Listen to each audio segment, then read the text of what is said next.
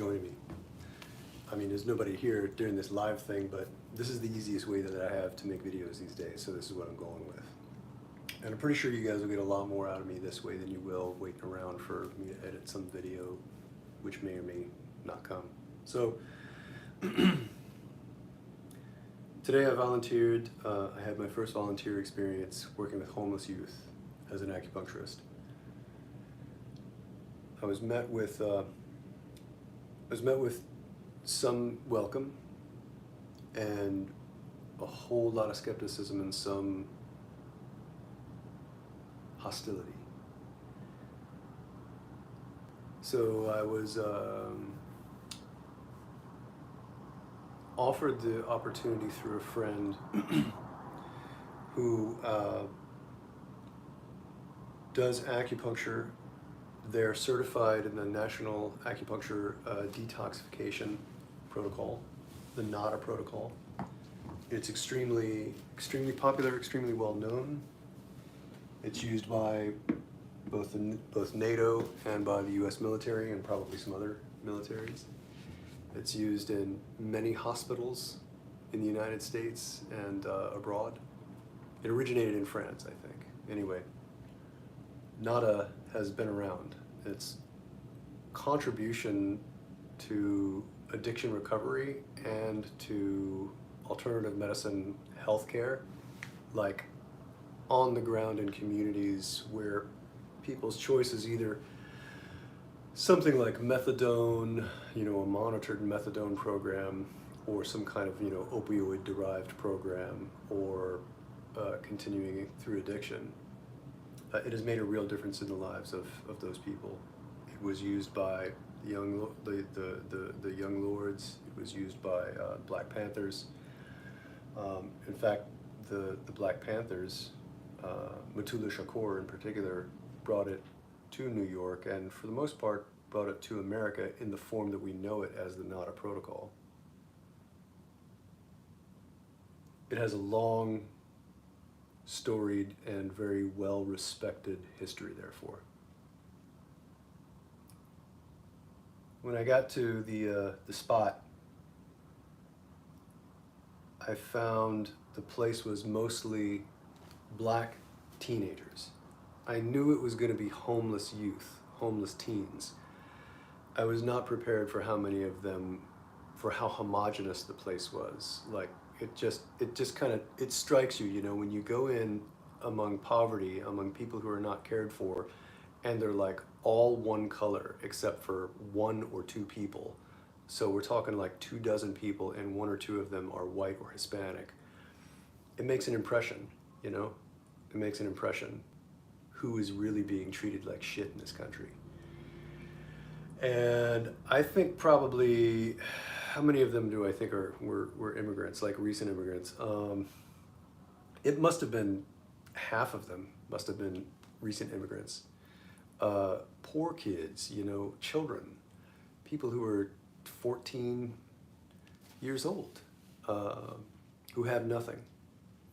They have the chance to go to school, and but they don't even have adequate housing because the mayor's policy has not provided for enough spaces for people to live in. You can live in a tent in the middle of a field on some island somewhere away from the prime real estate, so folks like me don't have to be inconvenienced by you.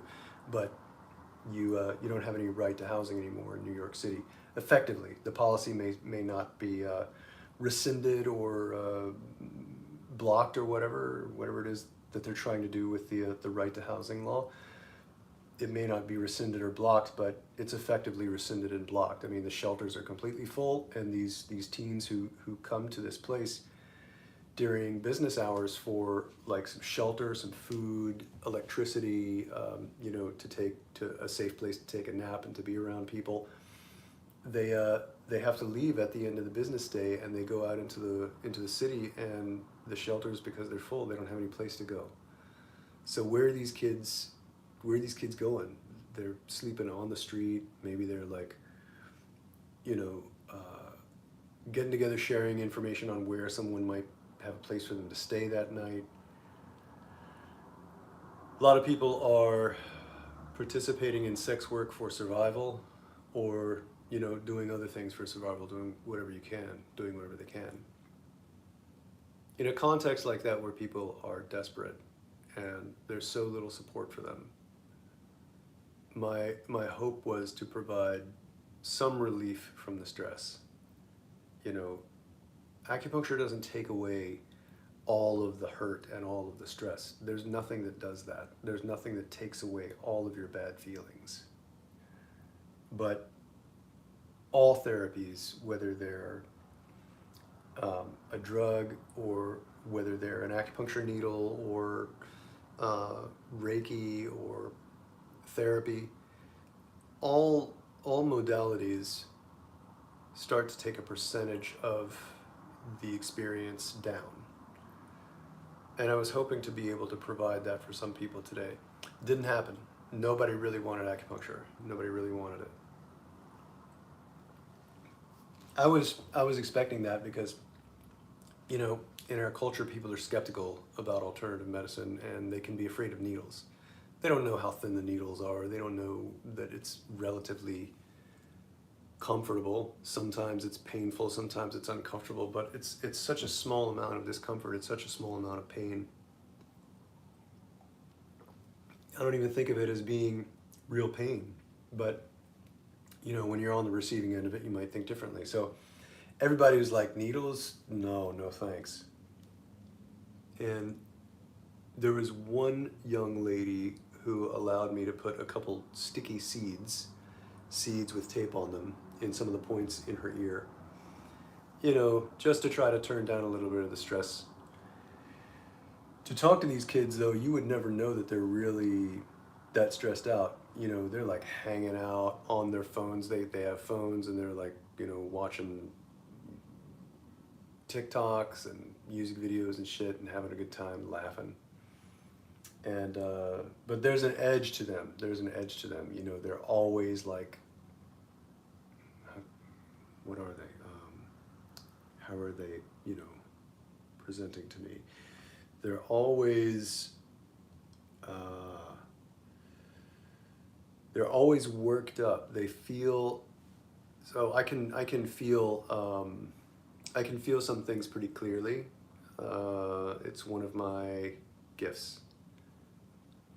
So one of the things that I can feel really clearly is anger, like hidden anger, even that someone doesn't know about, someone hasn't become aware of, you know.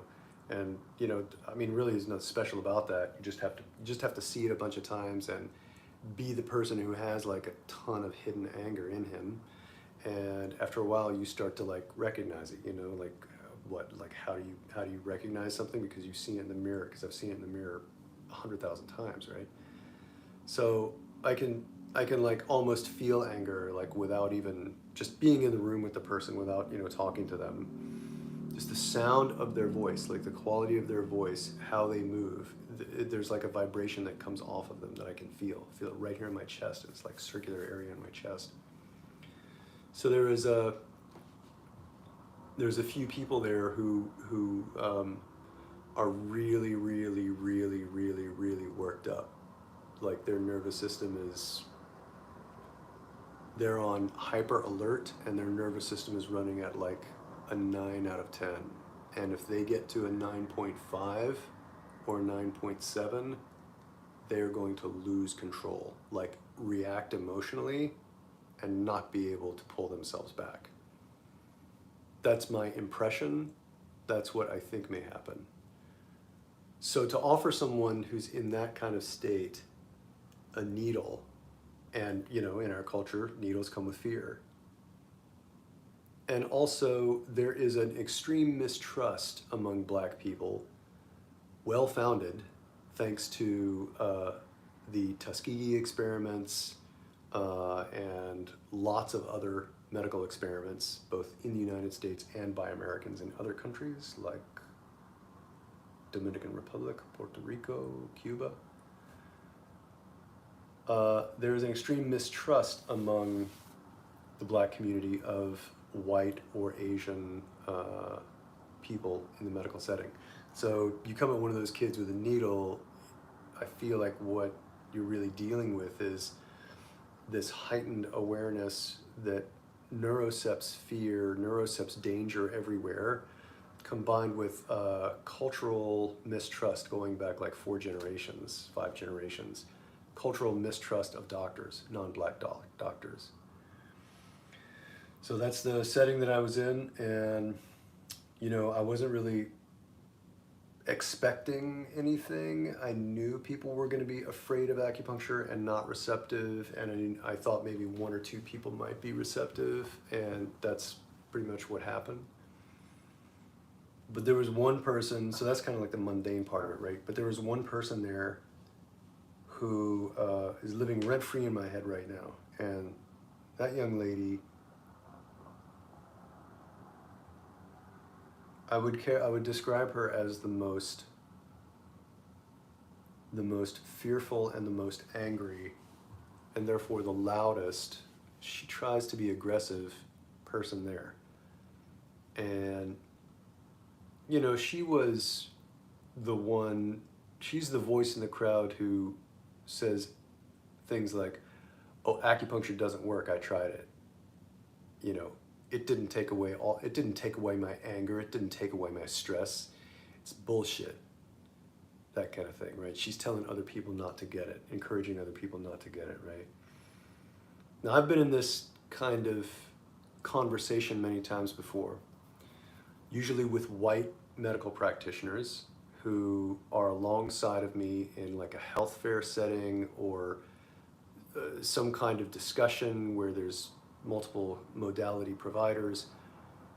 Sometimes, I don't know, in a gym or something where there's somebody like some old doctor or something who wants to talk shit about Chinese medicine, like it can happen anywhere. I've had it happen in the locker room at what is that dance place? Anyway, I've had it happen like between me and an old doctor at a well-known dance studio in New York City. There's always people willing to deride and disrespect my medicine and me to my face. And I have a kind of a presentation which is gentle, like I don't like to make people feel uncomfortable. And for better or for worse, I come across as a person who is not a threat. So once she figured out that she could talk shit about me and about acupuncture, it was game on for her. Like she kept coming and kept coming and kept coming and kept coming. She started getting personal. She started insulting me, trying to tell me how to talk and stuff. This is a 14, 15-year-old woman. And I just kept trying to be open, not attacking her. I was getting mad. I was very angry, but I was not going to react from that, and I wasn't going to speak from that. I want people there to start to know me as someone who they can trust. I want to be non-judgmental, and I want there to be space for people to change their minds, and I want to be the person who they know they can ask for acupuncture if they want it in the future, even if they've been an asshole to me. And she's definitely acting like an asshole. She's a smart person who acts like a dumb person. And it's all right for me to have these feelings and to think, oh wow, she's really an asshole. As far as I'm concerned, maybe you don't agree with me, that's whatever. I think it's fine for me to have these feelings and these thoughts. But I need to speak to them and to treat them like my door is always open, like my heart is always open. Anger and shaming and frustration and sadness, those things can exist in my heart right alongside love and openness and forgiveness. Hey, I haven't done any forgiveness work around this young lady. I should have done that right there. I should have visualized, I should have done the forgiveness meditation while I was there. Wow, lesson learned. Let's see. What do I remember about forgiveness? Forgiveness is a practice, not a one shot. You have to do it a lot. When would the best time been to have done the forgiveness practice regarding this young lady? Gee, I wonder. Everyone here who's practiced meditation, who helps people do inner work through his own journey, raise his hand. Hey, what do you know? So anyhow, I lose it once in a while. So yeah, I'm going to do my best to be open. I'm definitely going back. I can't go back every week, but I'll be there probably once a month, once every other month. I definitely want to go back there. I definitely want to be available. I don't care much for elevator pitches or selling acupuncture. You know, I worked the floor. I walked around. I talked to everybody there. I offered everybody acupuncture. I'll do that for sure. But I'm not really the kind who wants to like provide evidence and backup and data and justification and, you know, self-validation in front of everybody. I don't really like to do that. It's humiliating. And it's a shit ton of energy that usually goes nowhere.